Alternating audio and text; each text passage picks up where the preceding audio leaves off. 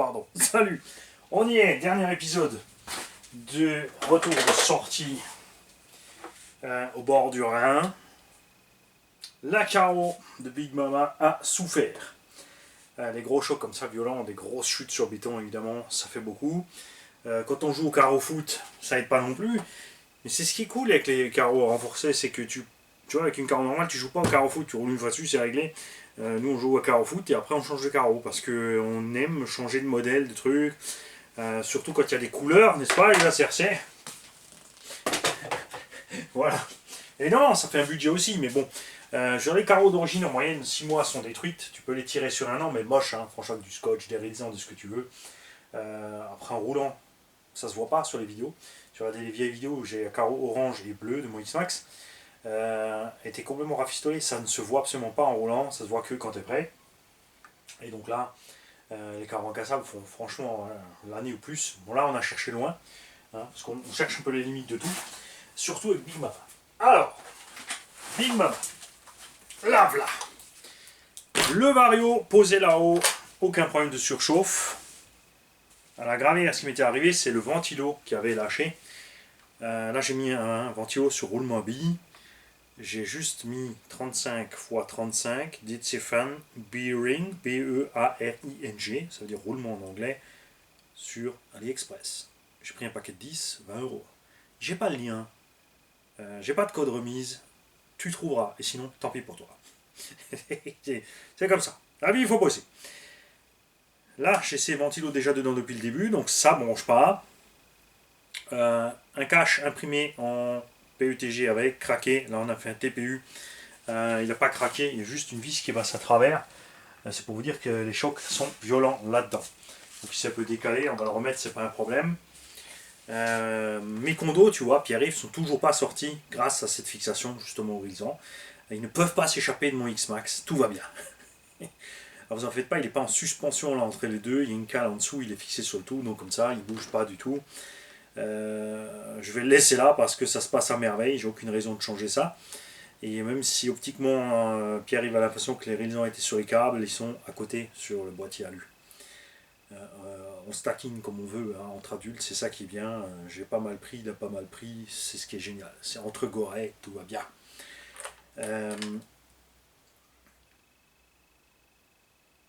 Structure interne, évidemment, X-Max bronche pas. On a perdu les vis qui passent à travers le pare-choc. Pas très grave, évidemment. On va mettre des plus longues ou avec des contre-écrous, tout simplement. On mettra une vis à travers avec un nil stop. Fin de l'histoire. Sur une méga grosse gamelle, la vis ici a traversé la tourelle. Pas très grave, on va la sortir, on va la remettre. Ça arrive aussi. La tourelle est toujours entière. Direction, donc j'ai le cerveau renforcé, j'ai la biellette en acier réglable, sauf cerveau renforcé, tout va bien. Tourelle avant. Et toujours pas à déchirer aux jonctions, malgré les ressorts les plus durs. Je peux que dire que c'est grâce aux 2 raisons que j'ai rajouté parce que ça m'est arrivé, c'est vraiment la casse que j'ai eu le plus souvent sur les gros sauts et les chocs, c'est que la tourelle se déchire ici à la jonction entre les deux. Le fait de rajouter les 2 raisons, mais ça aide énormément. C'est clair. J'ai donc les ressorts 1.2, ici Traxxas, les verts, et dans les amortos, j'ai pas de l'huile plus épaisse, j'ai les tiges Proline, et j'ai mis les pistons avec les plus petits trous. Tiges Proline lesquelles je ne suis pas satisfait, sont très chers. Les biellettes se sont validées au 2e run, donc les plastiques Proline poubelle, et comme la tige est beaucoup plus balèze, résultat sur un gros choc, qu'est-ce qui s'est passé? C'est le filetage de l'embase qui est sorti du tube en abîmant la sortie du tube. Bon, ni deux, hein. Multiprise, on a refait une forme à peu près ronde du tube, on a revissé ça dedans, et vas-y, c'est reparti. Ça a déjà fait 2 packs depuis, sans brancher, et on n'a pas perdu d'huile. Donc, tout va bien. Les bras renforcés, est-ce que c'est mieux? Je dirais non. Je dirais non. En hiver, oui. En été, je suis pas persuadé. Parce qu'on a d'autres casses du fait de ces bras renforcés. Alors à l'avant, ça nous avait arraché plus rapidement les portes fusées. Donc on a passé les supérieurs en normal et un des bras avait pété, il est renforcé en plus. On avait repassé les normaux qui flexent bien. C'est vrai que des fois, tu as les axes qui sortent et tout. Mais franchement, un axe qui sort, c'est vite remplacé. Si tout va bien, il est encore sur place. Achetez pas des paquets d'axes exprès Traxxas. Moi, je prends une tige au mètre de 4 mm. Je coupe plusieurs longueurs. Ou l'idéal, évidemment, la caisse à outils, si tu as ta petite de quoi couper avec. Hein, si un métaux ou de Dremel. Après, tu es sur le terrain. Alors, vite fait, coupe-boulon, ça va aussi. Faut pas déconner. Et franchement, c'est pas plus mal. J'ai les roulements arrière et les porte-fusées arrière RPM avec des roulements à billes donc de vélo à l'intérieur. Là, tout se passe bien.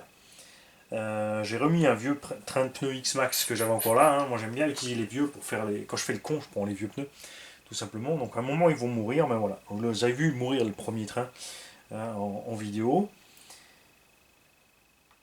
On a pris à l'atterrissage d'un backflip un choc frontal à canard. Donc, le véhicule écrasé avec plein d'élan. Ça nous a coûté le tube central, qui était déjà fatigué. Hein. Tu vois, regarde. Attends, je vais te tourner. De mettre les roues en l'air. Regarde. Le pire, c'est qu'il s'est raccroché, dit. Ah le chacal. On n'avait plus que la propulsion parce que le tube, voilà. Hop, je mets en arrière, je suis en 4x4. Je le mets en avant, je suis en 4-2. Donc j'avais du freinage en 4x4, mais l'accélération sur 4-2. Le tube est complètement déchiqueté. Pas très grave. J'avais un tube avec, trop fainéant pour le changer. J'ai fini mon pack en 4-2. Et ben, j'étais persuadé que mon diff central allait mourir. Il est toujours bon. Donc nous allons changer ce tube. Les bras commencent à avoir des sacrés impacts, ça souffre, mais ça va. Bulkhead à l'avant, évidemment, j'adore atterrir sur la truffe et démoter. Ça commence à se voir. Devant aussi, le pare-choc commence à plier bizarrement, le truc RPM, là, regarde. Hein, il débande un peu, on va dire. Les biellettes, donc, moi j'avais remis des origines Traxxas, je les ai forcés sur le tige Proline, ça allait très bien. J'ai essayé là les portes-fusées avant RPM. C'est mieux pour les roulements. Mais comme dit, ce petit roulement sert de fusible. À l'arrière, c'est chiant parce qu'il sort souvent, parce qu'il n'a pas de mouvement. À l'avant, on a la direction, donc il sort moins souvent. Et il coûte surtout que 1€ pièce quand tu prends des paquets de plusieurs unités. Moi, je n'achète pas des Traxxas, je prends des Kanzen ou autres. Je prends des paquets de 20 ou 30 ou 40. Enfin, je crois que c'était des roulements allemands là, ou autrichiens. Je les ai payés 1€ pièce. Donc, de temps en temps, sortir un roulement, vite changer le roulement. Vous l'avez vu chez la fripouille, ça arrive quelquefois. C'est pas très grave finalement. Là, on a été les porte-fusées RPM. Résultat, ce sont les chapes ici qui morflent sans arrêt. J'en ai cassé à la pelle. Et ce qui m'est arrivé avec les roues avec les roues donc Louise ou sur les Proline et autres, avec les jantes très dures et taille basse, c'est que comme je fais vraiment le cochon, alors ça n'arrive pas en utilisation normale, hein, je fais vraiment le cochon, j'essaie des trucs de fou, donc on atterrit souvent mal sur le côté du véhicule. Je pète des noix à la pelle. J'ai éclaté déjà 3 ou 4 noix sur ce X-Max et j'ai un cardan arrière qui est tordu. Pour vous dire que ça a tapé dur dans le berzinc. Tu vois, on a un cardan ici, un axe de cardan voilé. Et ouais, 3-4 noix sur le carreau en une dizaine de packs. Ça fait quand même beaucoup. Il faut se dire que ça vaut une dizaine d'euros pièce. Hein, donc entre 10 et 12€ selon où tu te fournis. Donc ça va vite, hein, entre 40 et 50€ en gros de réparation déjà sur une dizaine de packs.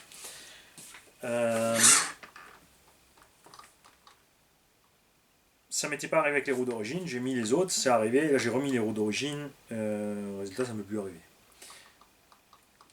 C'est au début, au premier pack où j'avais monté dessus, mais l'impact était dur, vraiment dur sur le côté.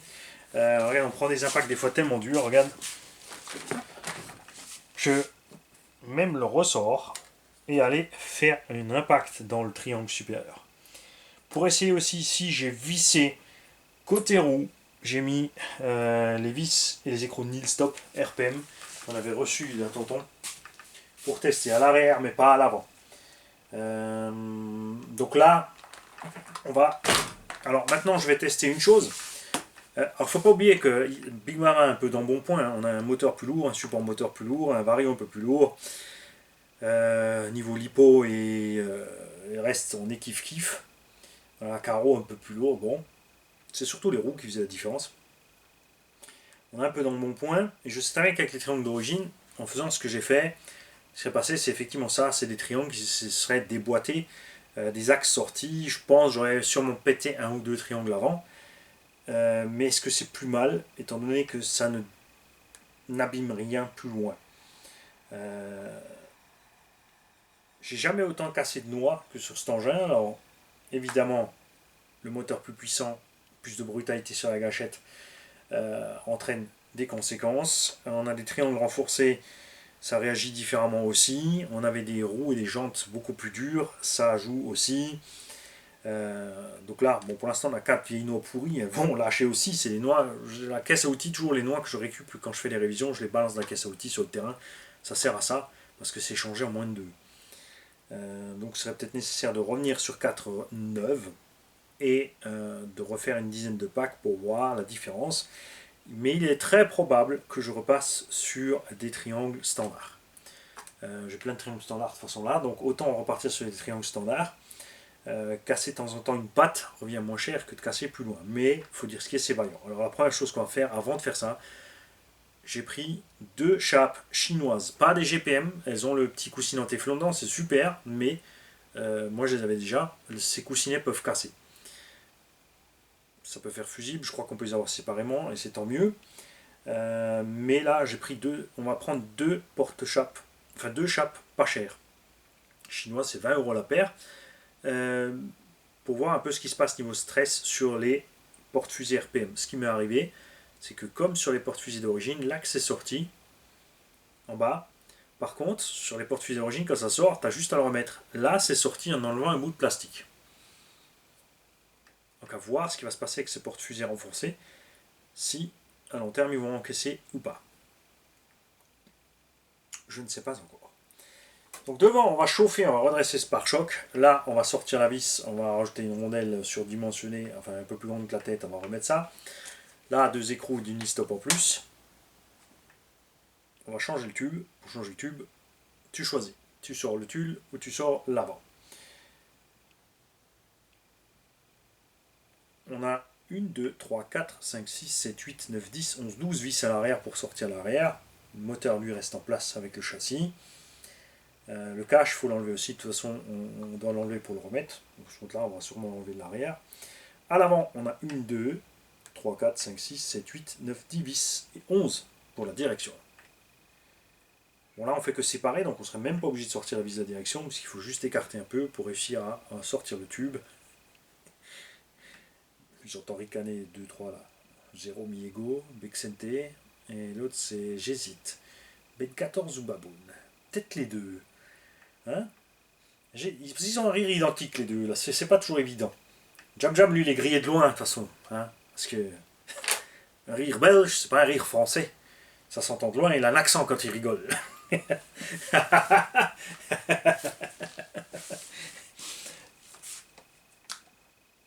Voilà, donc on va faire ça, et on va continuer à rouler comme ça, sans en prendre soin.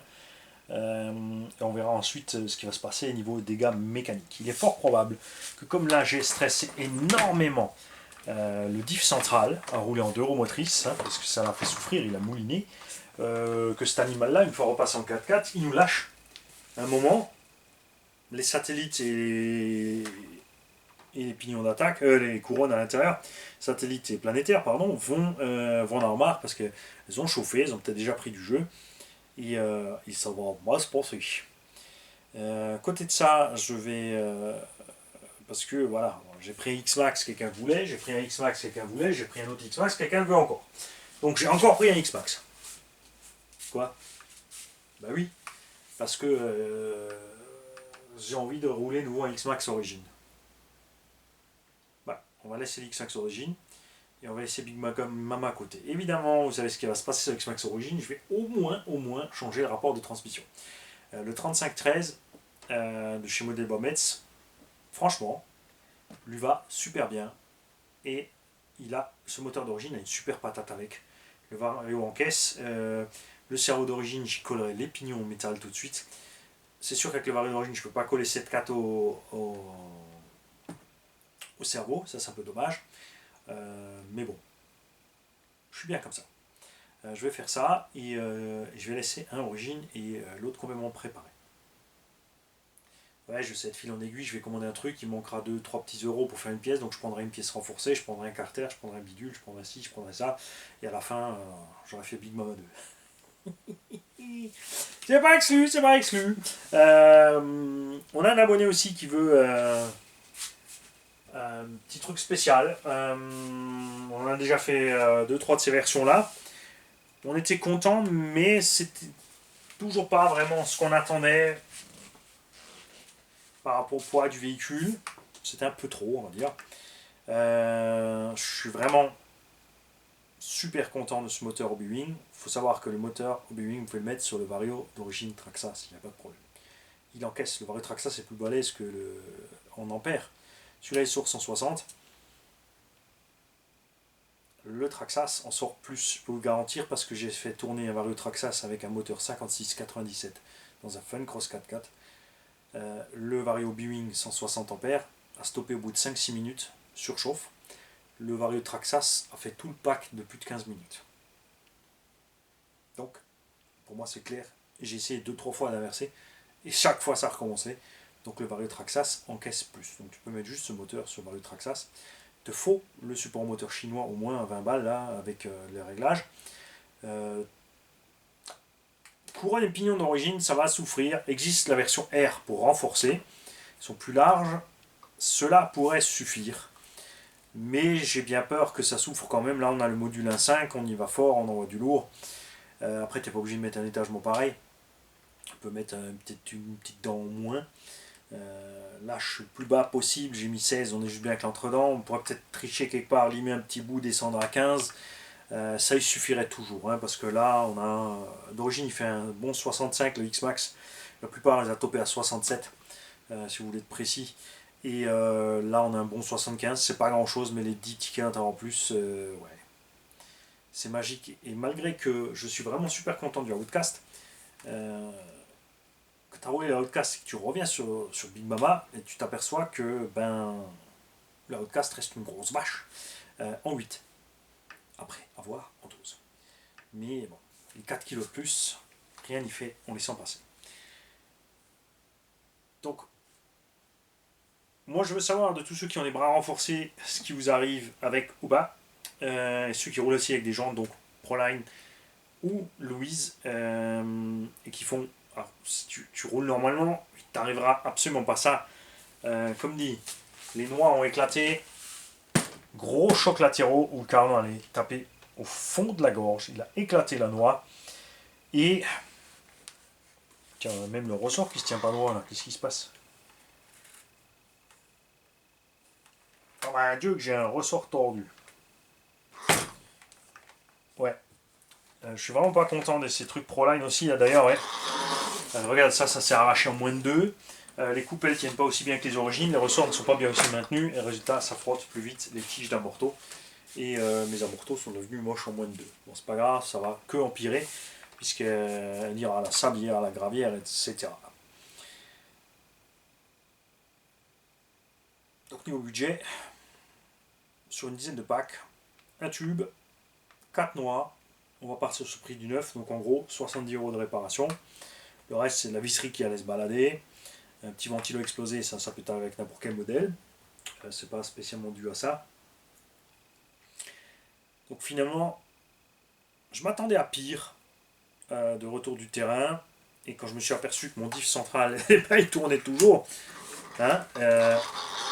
il y va, et que c'est uniquement vraiment le tube qui s'est déchiré, parce que ça a fait un bruit tellement atroce, on s'était dit qu'on avait fait du mulching là-dedans. Bon, quoi qu'à voir, attends, je suis en train de dire que ça va, mais...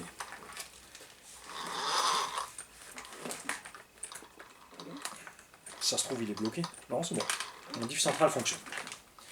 Voilà. On pourrait l'ouvrir, si déjà on sort à l'arrière, on pourrait le checker et le sauver. Mais non. On va finir le matos, si on le finit. Et advienne que pourra. Parce que moi j'aime bien. Salut.